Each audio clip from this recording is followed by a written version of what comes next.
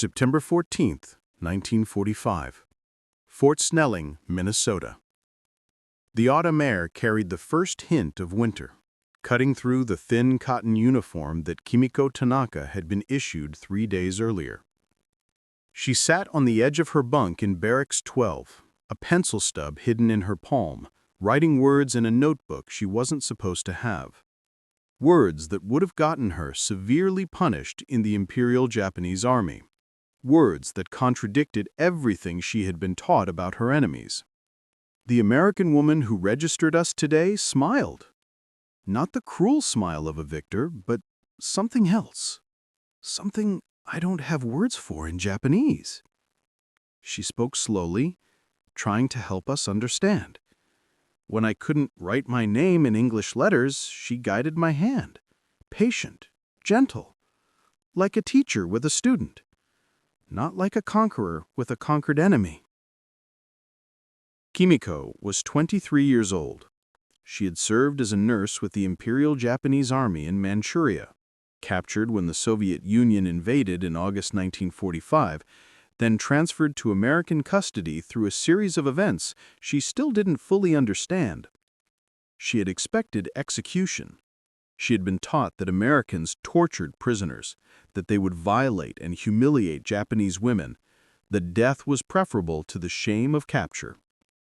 Instead, she was sitting in a clean barracks with a real mattress after eating more food than she'd seen in 6 months, and an American woman had just offered to teach her English? None of it made sense. The cognitive dissonance was so profound that Kimiko wondered if she was dead, if this was some strange afterlife, a purgatory where nothing followed the rules she had been taught governed the universe. This is the story of how 347 Japanese women, prisoners of war, discovered that their deadliest enemy wasn't American soldiers, but the lies their own government had fed them. How English lessons became acts of psychological liberation. How language became a bridge between cultures that had committed unspeakable atrocities against each other. And how a group of women who arrived at American prison camps prepared to die instead learned to live in a world they had been taught couldn't exist. The transformation began not with violence or propaganda, but with a simple question asked in broken English and patient repetition. What is your name? For a Japanese woman to become a prisoner of war required circumstances so extraordinary that most Japanese military doctrine didn't even account for the possibility. Women weren't supposed to be in combat zones. They weren't supposed to be soldiers. And if captured, they were supposed to take their own lives before dishonoring themselves, their families, and their nation. Kimiko Tanaka had volunteered for the Japanese Army Nurse Corps in 1943, driven by a mixture of patriotic fervor and family pressure. Her father, a mid-level bureaucrat in Osaka, had impressed upon her the honor of serving the emperor. Her training had been rigorous but brief. 6 months learning basic medical care, military protocol, and ideological indoctrination. The indoctrination was perhaps more thorough than the medical training. Young nurses were taught that Americans were beasts in human form, that they raped women as a matter of policy, that they mutilated prisoners, that they were racially inferior mongrels whose only strength came from superior weapons, not superior character. We were shown photographs, Kimiko would later write in her memoirs, published in 1978 under a pseudonym. Photographs supposedly of American atrocities, bodies, violations, horror. We were told this was the American way of war. We were told that if captured, we should use our medical supplies to end our own lives. Death before dishonor, always. She had been assigned to a field hospital in Manchuria in early 1945, caring for Japanese soldiers wounded in the grinding war against Chinese resistance fighters. The hospital was primitive, a collection of buildings in what had been a small Chinese town, requisitioned and converted into a medical facility that barely deserved the name. By summer 1945, they had no medicine, no anesthesia, no proper surgical equipment.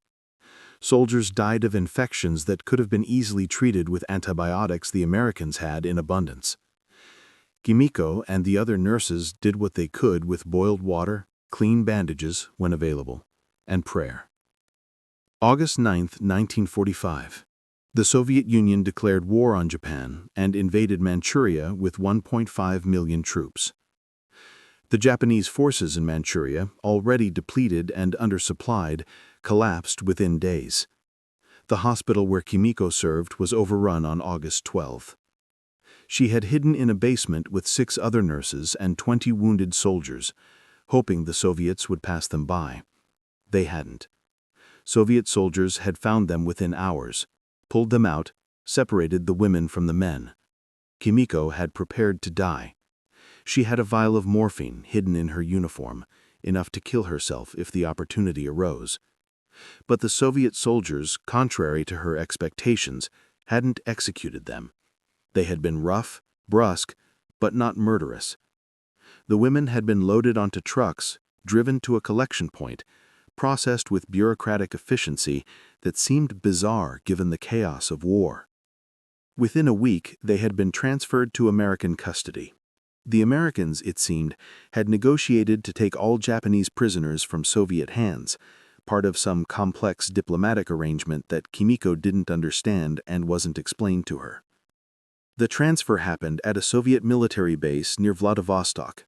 Kimiko and 47 other Japanese women prisoners, nurses, comfort women who had been forced into military brothels, and a few female factory workers caught in the invasion, stood in a cold rain while Soviet and American officers exchanged paperwork.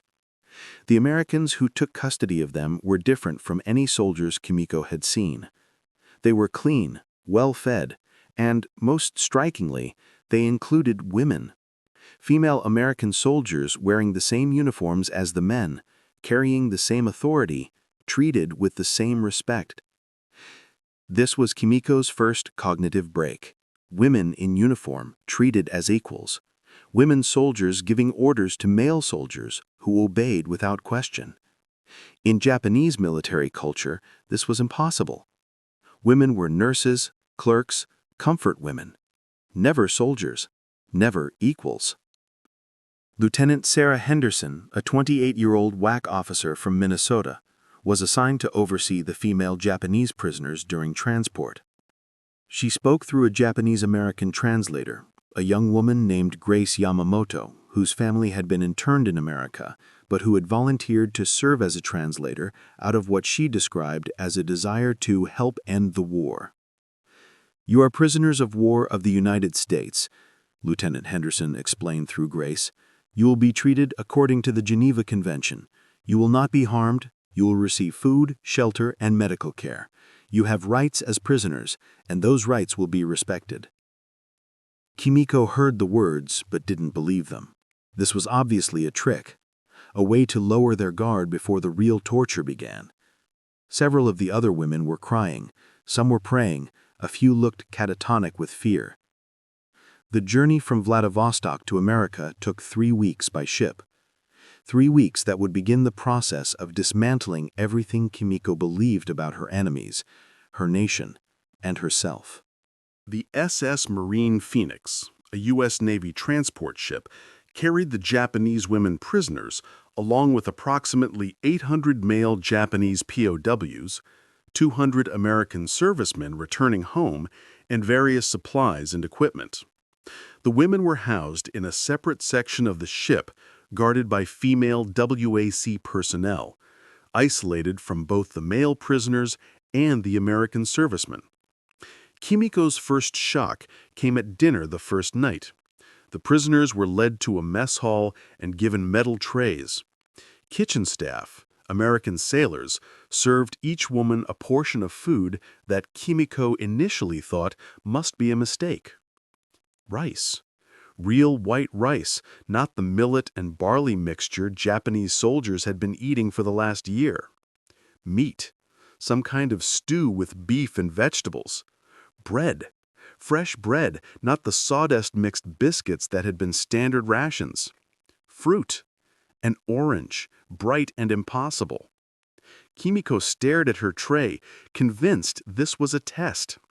Perhaps they were checking to see if the prisoners would be greedy, would take more than they deserved. Perhaps the food was poisoned. Perhaps this was all part of the psychological torture she'd been warned about. Then Lieutenant Henderson sat down at their table with her own tray. The same food. She began eating, casually, while making small talk through Grace the translator about the weather and the length of the voyage. "Please eat," Lieutenant Henderson said. "You must be hungry. The food is safe. It's the same food our soldiers eat." One of the other prisoners, a former comfort woman named Sachiko, who had nothing left to lose, took a bite. Then another. Then she began to cry while eating, stuffing food into her mouth with trembling hands. Within minutes, all 48 women were eating, some weeping, some silent, all of them experiencing the cognitive dissonance of enemy food that was better than what they'd eaten as free women in Japan. "I ate until I was sick," Kimiko wrote in her diary that night. "I couldn't stop. The food was real. It wasn't poisoned. It wasn't a trick. They fed us like humans, like people who mattered. I don't understand." The voyage across the Pacific provided Kimiko and the other women with their first extended exposure to American military culture, and everything they observed contradicted their indoctrination. The female American soldiers weren't subservient. They gave orders, operated equipment, performed technical tasks. They worked alongside male soldiers without apparent shame or impropriety. They wore pants. They cursed. They laughed loudly. They were, by Japanese standards of femininity, completely inappropriate. Yet the male American soldiers treated them with respect, not as inferiors or temptations or property, but as colleagues, equals. Kimiko watched Lieutenant Henderson work. She saw her commanding male soldiers, checking equipment, reviewing paperwork, making decisions. And she saw those male soldiers obey without question, without resentment, without the barely contained violence that characterized Japanese military hierarchy. In Japan, a woman giving orders to a man would be unthinkable, Kimiko wrote. Even female teachers had lower status than male students. Women existed to serve husbands, fathers, the nation. These American women serve no one. They serve with, not for. The distinction seems small, but feels revolutionary. The ship had a library, accessible to prisoners under supervision. Grace Yamamoto, the translator, encouraged the Japanese women to read. There were books in Japanese, novels, histories, even some propaganda newspapers. But Grace also showed them American magazines with photographs. Life magazine, Look magazine, Saturday Evening Post. Images of American life that seemed impossible. Women in factories operating heavy machinery. Women in advertisements smiling, wearing fashionable clothes, driving cars. Children in schools with books and supplies. Families at dinner tables with abundant food.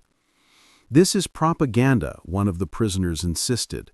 "Lies to demoralize us." But Grace, who had lived in both Japan and America, who had experienced both cultures, gently corrected them. "This is normal American life. This is real. Your government lied to you about what America is." The conversation that followed was heated, angry, confused. Some prisoners refused to believe. Others began to question. Kimiko found herself in the middle, wanting to reject what she was seeing, but unable to explain away the evidence before her eyes. If American women could be soldiers, if American families ate meat regularly, if American workers owned cars, then what else had been a lie? If this was propaganda, it was the most elaborate and consistent propaganda imaginable, involving not just photographs, but actual soldiers, actual ships, actual food. The simplest explanation was the most devastating. It was all true. America was everything Japan had said it couldn't be. Wealthy, organized, powerful, and somehow, impossible as it seemed, committed to treating even enemy prisoners with basic human dignity. One evening, Lieutenant Henderson brought her own photo album to show the prisoners. Pictures of her home in Minnesota, her family farm, her parents and siblings, the house with indoor plumbing and electricity, the barn with dairy cattle, the truck her father drove, the school she had attended, a large building with multiple rooms, books, supplies. "This is where I come from," she said through grace. "I'm not special. I'm not rich. This is an ordinary American farm. This is normal for us." The prisoners passed the album around in silence. Each photograph was evidence. Each image contradicted another piece of propaganda. Japanese women looked at pictures of American prosperity and began to understand the magnitude of the lie they had been living under. Sachiko, who had been forced into military prostitution at age 16, who had endured unspeakable abuse, who had every reason to hate everyone and everything, spoke the truth they were all beginning to recognize. "We can't win against this. Japan can't win. How can you defeat people who have so much? How can you conquer a nation where farmers live like our aristocrats? We were sent to fight with sticks against an army with rifles." The silence that followed was heavy with uncomfortable realization. These women, nurses and forced prostitutes and factory workers, had been told they were supporting a war of survival, that Japan needed territory and resources to prosper, that conquest was necessary for the Japanese people to survive. But if America had such abundance, if ordinary American farms produced such wealth, then prosperity didn't come from conquest. It came from something else, something Japan had either never had or had abandoned in its pursuit of empire. By the time the Marine Phoenix docked in San Francisco on September 10, 1945, the Japanese women prisoners had already begun their psychological transformation. They hadn't been tortured or threatened or propagandized. They had simply been shown reality, and reality had destroyed their certainty more effectively than any coercion could have. Fort Snelling, Minnesota, had been selected to house female Japanese prisoners partly because of its isolation, far from the Pacific coast where anti-Japanese sentiment ran highest, and partly because of its facilities. The fort had served as a training center and induction station during the war, and it had the infrastructure to house and care for prisoners humanely. Kimiko watched Lieutenant Henderson work. She saw her commanding male soldiers, checking equipment, reviewing paperwork, making decisions. And she saw those male soldiers obey without question, without resentment, without the barely contained violence that characterized Japanese military hierarchy. In Japan, a woman giving orders to a man would be unthinkable, Kimiko wrote. Even female teachers had lower status than male students. Women existed to serve husbands, fathers, the nation. These American women serve no one. They serve with, not for. Every farm we passed could feed a Japanese village. Every factory could supply a city. How did we ever think we could defeat this? At Fort Snelling, the women were processed with the same bureaucratic efficiency that characterized all American military operations. Photographs taken, medical examinations conducted, belongings inventoried, living quarters assigned. The barracks were clean, heated with real beds and mattresses. Each woman received sheets, a blanket, a pillow, toiletries, and a change of clothes. Kimiko had expected to sleep on a floor, on a thin mat if she was lucky. Instead, she had an actual bed, in a room with only 8 other women, with a shared bathroom that had hot water. Hot water. On demand. For prisoners. She took her first hot shower in American captivity that evening, standing under the stream, watching steam rise, and she wept. Not from sadness or fear, but from the overwhelming recognition that her enemies treated their prisoners better than her own military had treated its soldiers. The women arrived on September 13, 1945, after a 3-day train journey from San Francisco. The train journey itself had been another education. They had traveled through California, Nevada, Utah, Wyoming, Nebraska, Iowa, and into Minnesota. Thousands of miles of American territory, all of it controlled, organized, functioning. Cities with lights blazing at night, farms stretching to the horizon, factories operating around the clock. Kimiko had pressed her face against the window, counting farms, counting factories, counting everything, trying to quantify the impossible scale of American productivity. In her diary, she wrote, "We traveled for 3 days and never left America. You could fit all of Japan into the distance we covered." Through Grace, she said, "I taught high school English for 28 years before I retired. When I heard there were Japanese prisoners here who might want to learn English, I volunteered. Learning a new language is difficult, but it's also wonderful. Language is a bridge. It connects people. I hope, if you're willing, we can build that bridge together." She picked up a piece of chalk and wrote on the board in large, clear letters. "Hello. My name is Elivar. What is your name?" Then she spoke the words aloud, slowly, pointing to each word as she said it.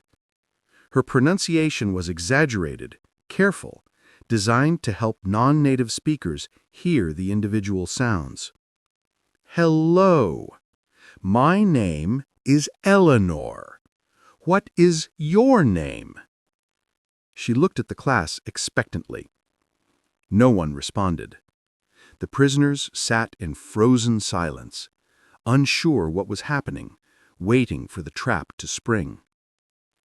Mrs. Hartman didn't seem bothered by the silence. She simply smiled and repeated the exercise. "Hello. My name is Eleanor. What is your name?" Then she pointed to Grace. Grace stood and said in English, "Hello. My name is Grace. What is your name?" She pointed to Lieutenant Henderson. The lieutenant stood. "Hello. My name is Sarah. What is your name?" Then Mrs. Hartman pointed to Kimiko. Kimiko's heart raced. This was it. This was the test. If she refused, she would be punished. If she participated, she would be collaborating with the enemy, betraying her country, dishonoring herself. But what country? A country that had lied to her? That had sent her to die for a war it couldn't win? That had told her Americans were monsters when they were actually feeding her better than Japan ever had? Kimiko stood slowly. She looked at the words on the board. She had learned some English in school before the war. Basic words, simple phrases. She could read the letters. In halting, heavily accented English, she said, "Hello. My name, Kimiko." Mrs. Hartman's face lit up with genuine delight. She clapped her hands together. "Excellent! Excellent! Very good, Kimiko!" She walked over to Kimiko's desk and gently corrected her pronunciation. "Hello," with an L sound. Try hello. "Hello," Kimiko repeated. "Perfect. Hello, Kimiko. It's nice to meet you. Grace translated the last sentence, and Kimiko felt something strange. Not shame, not fear, but pride? Satisfaction? She had spoken English. She had communicated with her enemy. And instead of punishment or mockery, she had received praise. One by one, the other prisoners followed. Some refused, sitting in stubborn silence, but more than half stood and introduced themselves in broken English. And each time, Mrs. Hartman responded with genuine warmth and encouragement. By the end of that first hour, the class had learned 10 English phrases. Hello, goodbye, please, thank you, yes, no. My name is. What is your name? I don't understand. Can you help me? Mrs. Hartman explained through Grace. These are survival phrases. These will help you communicate. Grace translated the last sentence, and Kimiko felt something strange. Not shame, not fear, but pride? Satisfaction?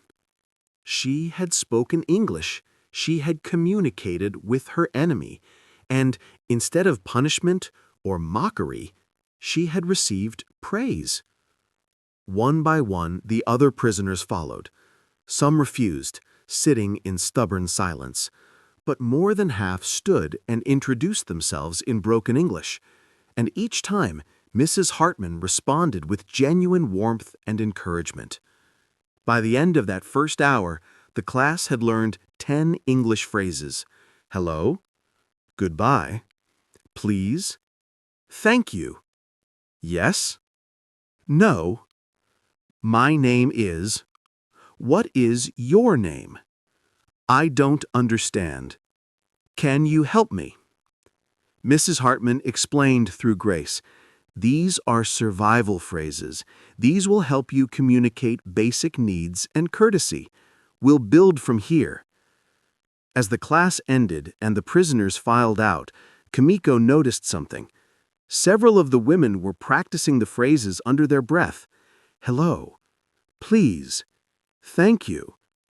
Testing the sounds, trying to shape their mouths around these foreign words.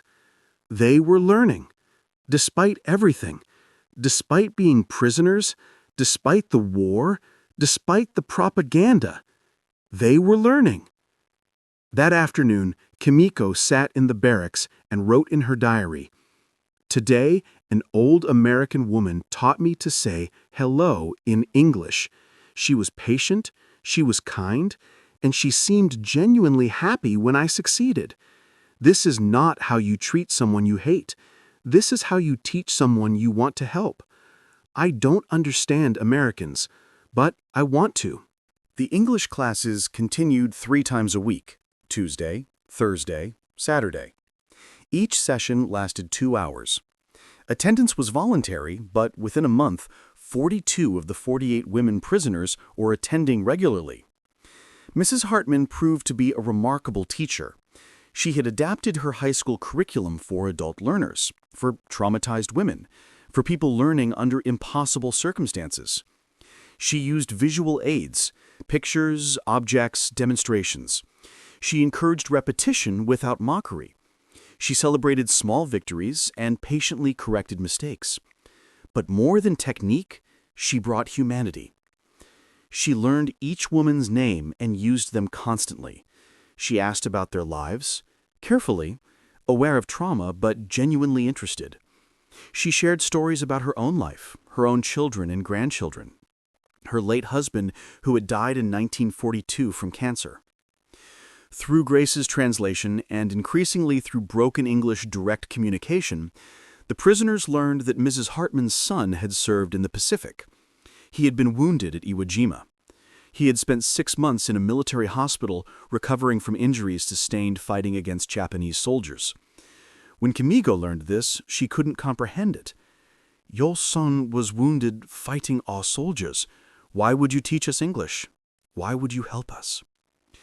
Mrs. Hartman was quiet for a moment. Then she said, through Grace, "My son fought soldiers. You're not soldiers now. You're students. The war is over. What's the point of continued hatred? What does that accomplish? I can't change the past. I can't bring back the dead, yours or ours. But I can teach you English. I can give you a tool that might help you build better futures. That seems more useful than hate. The response didn't satisfy everyone. Some prisoners still saw the lessons as American propaganda, a subtle form of indoctrination. But for Kimiko and many others, the explanation resonated. It echoed something they were beginning to understand about American culture, a pragmatic, forward-looking orientation that Japanese military culture, with its emphasis on historical grievance and honor, lacked. By October, the prisoners could hold basic conversations in English.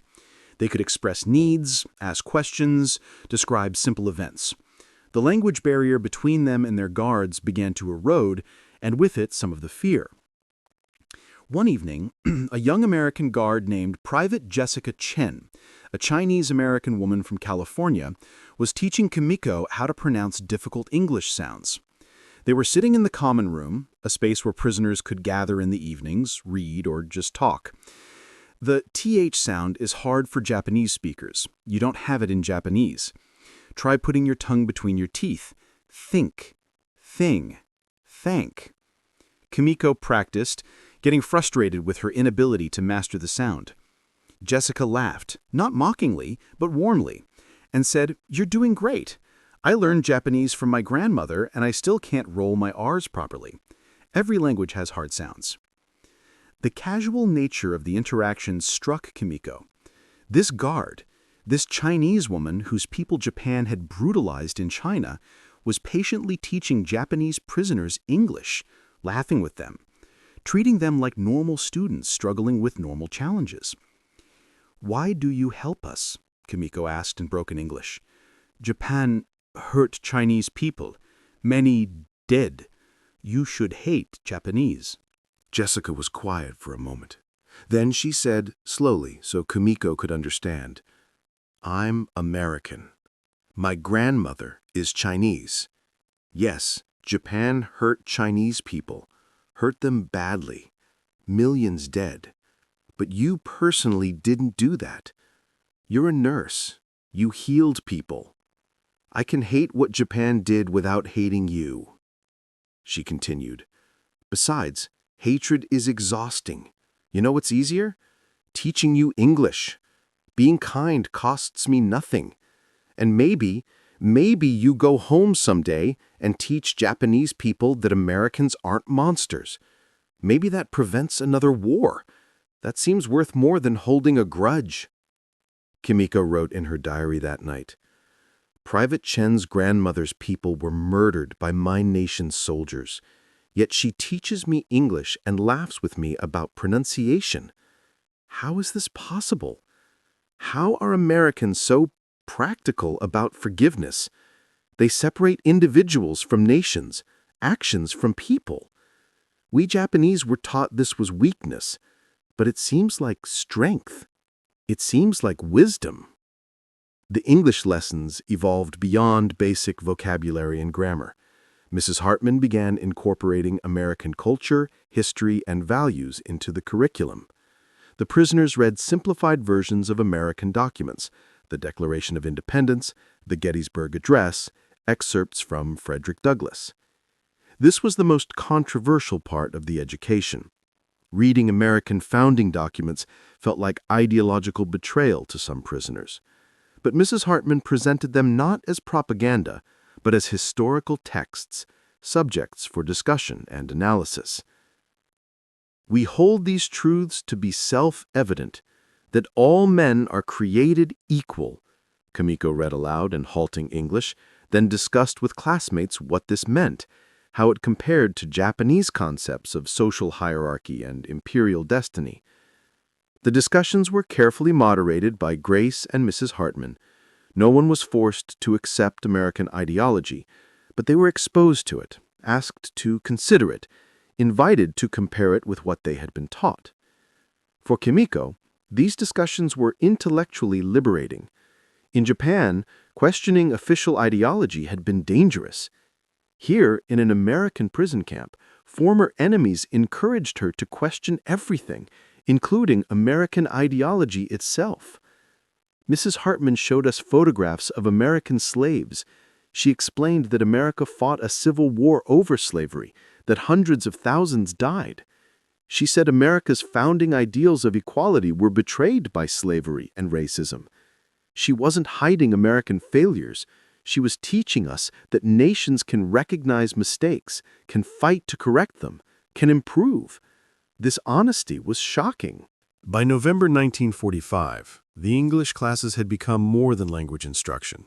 They had become a space for cultural exchange, for mutual understanding, for building the human connections that transcended wartime enmity. The prisoners taught Mrs. Hartman Japanese words. They explained Japanese customs, culture, history. Not the militaristic propaganda version, but real Japanese culture, poetry, art, family traditions, seasonal celebrations. Mrs. Hartman listened with genuine interest. She took notes. She asked questions. She honored their culture while helping them understand American culture. This reciprocity, this mutual respect, was something none of the prisoners had expected from conquerors. In December, Mrs. Hartman brought a Christmas tree to the classroom. She explained the tradition, the decorations, the meaning of the holiday. She invited the prisoners to share Japanese winter traditions. They discussed Oshogatsu, the New Year celebration, the importance of family gatherings, of reflection and renewal. The conversation revealed something profound. Despite vast cultural differences, despite war and atrocity, Japanese and Americans shared fundamental human values: family, hope, the desire for peace and prosperity, the love of beauty and meaning. "We're not so different," Sachiko said in English, her pronunciation much improved after 3 months of study. "Japanese, American, same heart." Mrs. Hartman's eyes filled with tears. "Yes," she said, "same heart. That's exactly right."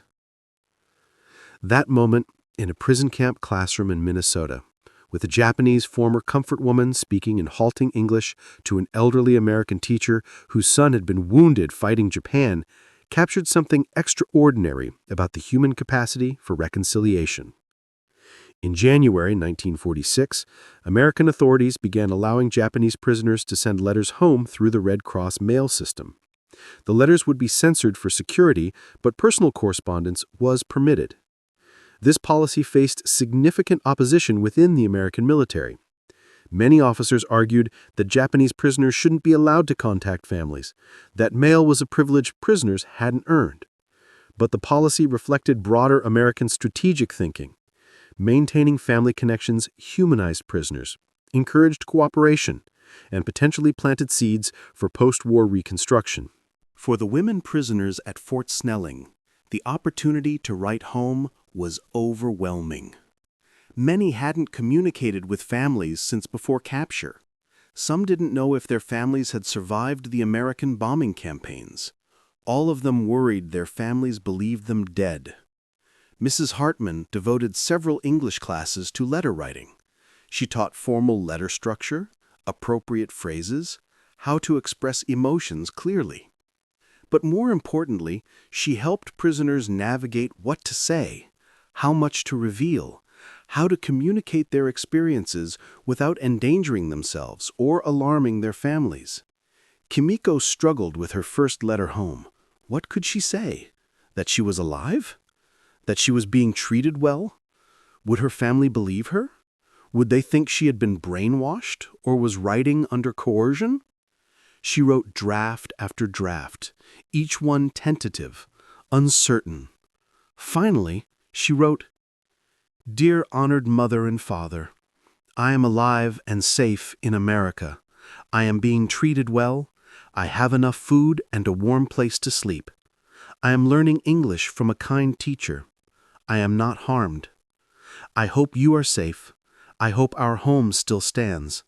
I hope Hiroshi survived the war. Please write if you can. I miss you every day. Your daughter, Kimiko." The letter was simple, careful, designed not to alarm or reveal too much. Mrs. Hartman helped her translate it, ensuring the English translation matched Kimiko's Japanese intent. 6 weeks later, Kimiko received a reply. Her mother had written back. The letter, thin paper covered in familiar handwriting, said that the family had survived. Their home in Osaka had been damaged, but not destroyed. Hiroshi, Kimiko's brother, had died in the Battle of Okinawa. Her father had lost his government position and was working as a day laborer. "We thought you were dead," her mother wrote. "We performed funeral rites. That you are alive is a miracle. That the Americans treat you well is incomprehensible. We were told they would torture prisoners. Either you are lying to protect us, or everything we believed was false." Kimiko's mother's letter captured the cognitive dissonance thousands of Japanese families experienced when receiving mail from prisoners in America. The letters described treatment that contradicted everything Japanese propaganda had promised. Either the prisoners were lying under duress, or the propaganda had been false. Over subsequent months, as more letters arrived from Japan, the prisoners learned about the devastation of their homeland. Tokyo, destroyed by firebombing. Hiroshima and Nagasaki, obliterated by atomic bombs. Millions dead, millions more homeless. The entire nation on the brink of starvation. The contrast between Japanese suffering and their own treatment in American captivity was psychologically devastating. The prisoners ate 3 full meals daily while their families starved. They slept in heated barracks while their families froze in the ruins. They learned English while their country descended into chaos. The guilt was overwhelming. Several prisoners fell into deep depression. American military psychiatrists, female doctors and counselors provided therapy without judgment, treating the psychological wounds of women who had every reason to hate themselves and their circumstances. Dr. Martha Reynolds, a psychiatrist from Boston, worked with the most severely affected prisoners. Through Grace's translation, she explained, "You didn't cause the war. You didn't choose to be captured.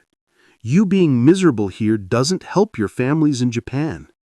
The best thing you can do is survive, learn, prepare yourself to help rebuild Japan when you return. That's how you honor the dead and help the living." This pragmatic American approach, focus on what you can control, don't wallow in what you can't, gradually helped the prisoners reframe their situation. They weren't betraying Japan by accepting American help. They were preparing themselves to serve Japan's reconstruction. By spring 1946, the tone of the English classes had shifted. The prisoners weren't just learning a language anymore. They were preparing for a future. They discussed post-war Japan, how American agricultural methods might help address food shortages, how American industrial techniques might aid reconstruction, how democratic principles might create a more stable society. Mrs. Hartman brought in guest speakers, American farmers, engineers, business owners, civic leaders. Each visitor shared expertise and answered questions. The prisoners, speaking increasingly fluent English, asked about everything: irrigation systems, crop rotation, factory management, small business administration, democratic governance.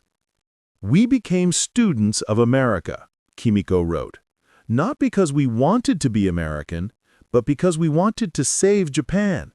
We saw that America's strength came from organization, education, efficiency, and respect for individual dignity.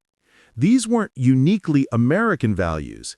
They were universal principles Japan had abandoned or never fully embraced. We studied America to bring these principles home." In May 1946, Kimiko wrote a letter to Mrs. Hartman.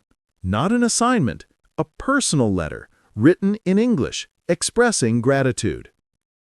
"Dear Mrs. Hartman, when I came to this camp, I expected to die.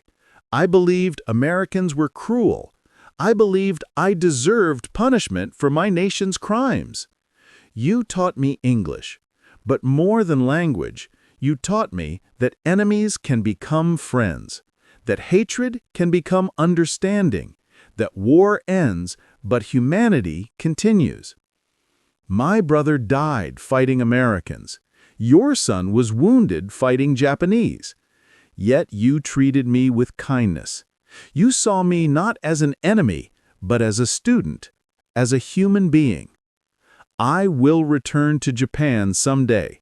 I will use the English you taught me.